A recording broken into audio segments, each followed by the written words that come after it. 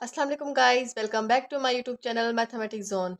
Today our topic is general angle. General angle को हम coterminal angle भी कहते हैं। हम फर्स्ट ऑफ ऑल डिस्कस कर लेते हैं कोटर्मिनल एंगल्स क्या होते हैं। The angle which has same starting point, same starting and terminal points, terminal sides is called coterminal. यानी कि हमारे पास वो साइड्स या वो एंगल्स जिनका स्टार्टिंग पॉइंट भी सेम हो और जिनका एंडिंग पॉइंट भी सेम हो, उसे हम क्या कहेंगे? Coterminal angles. लेट्स सपोज ये हमारे पास हमने क्वाड्रेंट ड्रॉ कर लिया है। हमारे पास क्या स्टार्टिंग पॉइंट, हमारे पास जब हम एंगल ड्रॉ करते हैं तो हमारे पास फर्स्ट एंगल क्या करता है, ये यहाँ से लेके यहाँ तक क्या बनता है? 2 पाई। हमारे पास टू पूरा जो हमारे पास सर्कुलेट कैलकुलेट किया है हमारे पास, उसे हम क्या कह रहे हैं? 2 पॉइंट। इसमें हमारे पास स्टार्टिंग पॉइंट क्या था? 0 डिग्री। और हमारे पास एंडिंग पे भी हम यहाँ पर आए हैं तो हमारे पास क्या एंगल बन गया है? 2 पाई।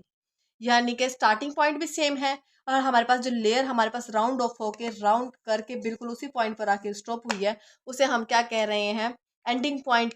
यानी कि उसे हम जब हमारे पास एक ही लेयर के ऊपर दूसरी लेयर आके स्टॉप करती है तो उसे हम कहते हैं कोटर्मिनल एंगल्स। अब हम लेट्स सपोज ड्रा कर लेते हैं, ये हमारे पास आ गया है एक एंगल हमने ड्रॉ कर लिया, ये इसे हम नेम दे देते हैं पी का, इसको हम नेम दे देते हैं क्यू का। ये कुछ ना कुछ हमारे पास क्या कर रहा है? एंगल क्रिएट कर रहा है हमारे पास स्टार्टिंग पॉइंट। अगर हमारे पास अब हमने यहाँ पर देखना होता है कि हमारे पास एंगल कितना कैरी कर रहा है, कितना एंगल बन रहा है, कितना हमारे पास इसकी कितनी यानी कि कौन सी डायरेक्शन में पॉजिटिव है या नेगेटिव है, और कितना इसका एंगल है। अब हम लेट्स सपोज यहाँ से ड्रॉ कर लेते हैं, ये हमारा स्टार्टिंग पॉइंट है। अब हम यहाँ से लेके यहाँ तक आते हैं, यहाँ से लेके यहाँ तक 1 सर्कल कंप्लीट किया। 1 सर्कल किस चीज़ के इक्वल होता है? 2 पाई के। अगेन हम कंटिन्यू करते हैं, ये कितना सर्कल कैलकुलेट किया? हमारे पास यहाँ पे क्या हो गया? 2 सर्कल कैलकुलेट किया, यानी कि 4 पाई। यानी कि 2 सर्कल हमारे पास कैलकुलेट किए हैं तो हमारे पास अब ये डायरेक्शन क्या है? ये हमारे पास मूव कर रहा है एंटी क्लॉकवाइज। एंटी क्लॉकवाइज हमारे पास डायरेक्शन क्या होती है? पॉजिटिव। और अगर हम यही एंगल हम ऐसे ड्रॉ कर लेते हैं, ये हमारे पास P है, ये हमारे पास Q है, इसको हम ड्रॉ कर लेते हैं। और ये हम इसी को बल्कि इसको हम ऐसे ड्रॉ नहीं करते, हम इसी को इसी वे में अगर ड्रॉ करना चाहें, ये P है और ये Q है। अगर हम एंगल यहाँ से ऐसे ड्रॉ करना चाहें तो ये हमारे पास क्या हुआ? क्लॉकवाइज है। क्लॉकवाइज डायरेक्शन हमारे पास क्या होती है? एंगल हमारे पास क्या बनता है? नेगेटिव। ये हम डिफरेंट वे में हम बताते हैं कि हमारे पास कितना।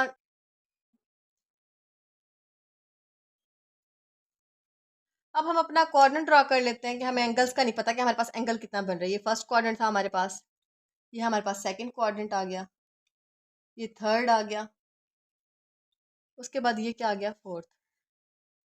उसमें हमने ये वाली बस बताने कि हमारे पास जो फर्स्ट एंगल है यहाँ, ये वैल्यूज इस एक्स पॉजिटिव पे हमारे पास यहाँ पे क्या वैल्यू होती है? 0 डिग्री। क्या होती है? 0 डिग्री। यहाँ पे हमारे पास फर्स्ट क्वाड्रेंट में ऑल वैल्यूज पॉजिटिव होंगी। ये हमारे पास आ गया 90 डिग्री।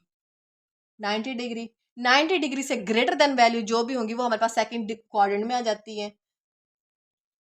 और सेकंड क्वाड्रेंट हमारे पास 90 से लेके 180 तक डिग्री कैरी आउट करता है। अगर हमारे पास कोई भी वैल्यू ग्रेटर देन 180 होगी और लेस देन 270, और हमारे पास लेस देन 270 होगी, वो हमारे पास किस चीज़ में कैरी आउट करेगी? थर्ड क्वाड्रेंट में। और बाकी 270 से ग्रेटर होगी और बट 360 से डाउन होगी, उसे हम कहेंगे फोर्थ क्वाड्रेंट में वैल्यूज कैरी आउट करती हैं।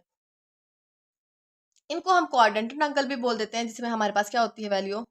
हमारे पास होती है 0 से, हम इनको बोलते हैं 0 0 0 90 180 70 180 270 एंड 360। इसको हम बोलते हैं क्वाड्रेंट एंगल्स। यानी कि हमारे पास ये टोटल ऑल इक्वल्स इसमें वैल्यूज होती है वो हमारे पास इक्वल्स होती हैं, और ये हमारे पास डिफरेंट नोटेशन शो कर रही होती है, डिफरेंट क्वाड्रेंट शो कर रही होती है, और इस पर हम डिफरेंट वैल्यूज यानी कि हमारे पास एंगल्स की वैल्यू क्रिएट कर रहे होते हैं।